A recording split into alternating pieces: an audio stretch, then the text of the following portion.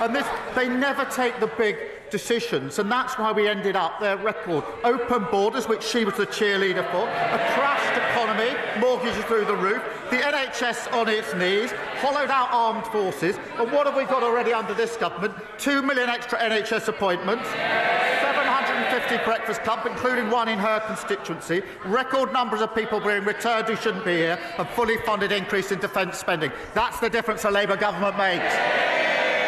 Leader of the Opposition, Kemi Badenoch.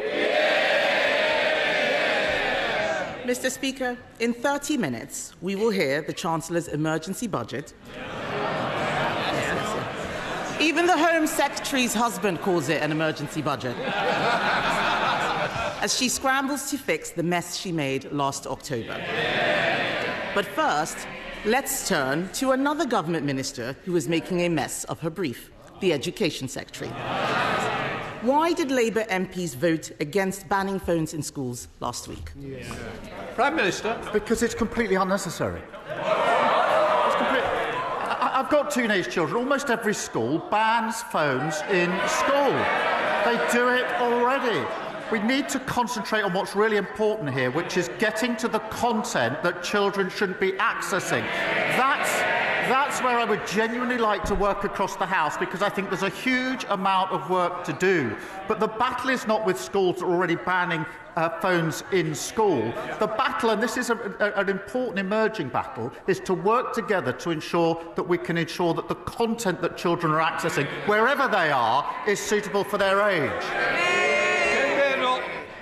Mr. Speaker, we can look at the content, but if the ban is unnecessary, then why is it that they've started a review? Just last week, his Education Secretary called a ban a bit gimmick, yet teachers and head teachers say the evidence already shows that schools that ban phones get better results. And he's wrong.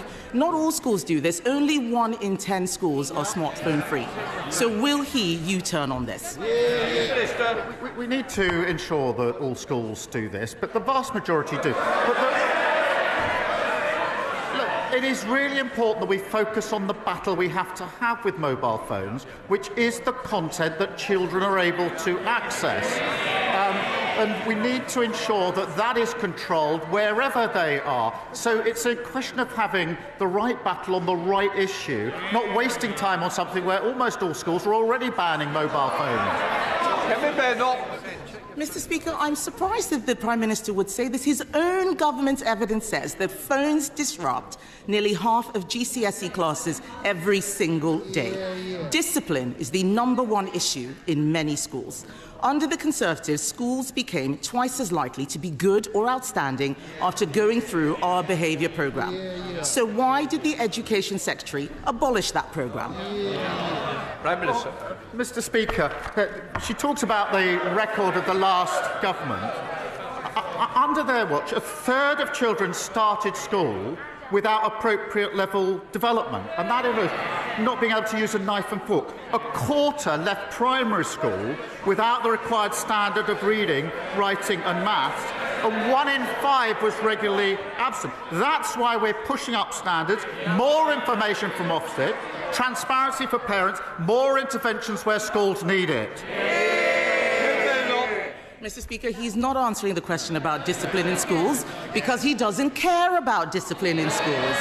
Everything he does is ideological, and his decisions are costing schools so much. The national insurance hike means every state school in the country has to pay more for teachers.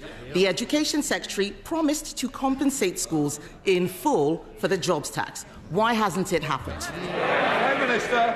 Mr. Speaker, it was Labour that introduced academies. We pushed up standards. And this is not ideological. I'm a parent of 2 teenage children, both of whom go to a state school. So I'm vested in this, and it matters hugely to me. Nothing ideological about it. That is why we're driving up standards, as we always have done. Mr. Speaker, he didn't answer the question about compensating schools for the jobs tax. That is costing schools a lot of money. The CEO of the United Learning Group says the grant that they gave is 20% short. Some schools will face shortfalls of up to 35%.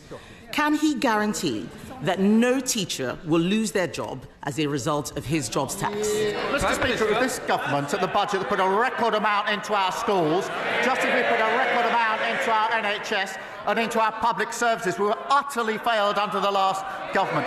But yet again, she wants all the benefits, the NHS, but she can't say how she's going to pay for it. That's what got us into the mess in the first place. Mr. Speaker, the whole House will have heard that he could not guarantee that teachers' jobs are safe. Not only is he taxing schools, he's also lowering standards. He talks about our record. I'll tell him what our record was. Under the Conservatives, English schools shot up the international league tables, while schools in Labour-run Wales, standards fell. Academy freedoms led to the biggest improvement of standards in a generation, but the Education Secretary is attacking them with her reforms. Can the Prime Minister point to any evidence at all, that these discredited academy reforms will improve school standards? Prime Minister.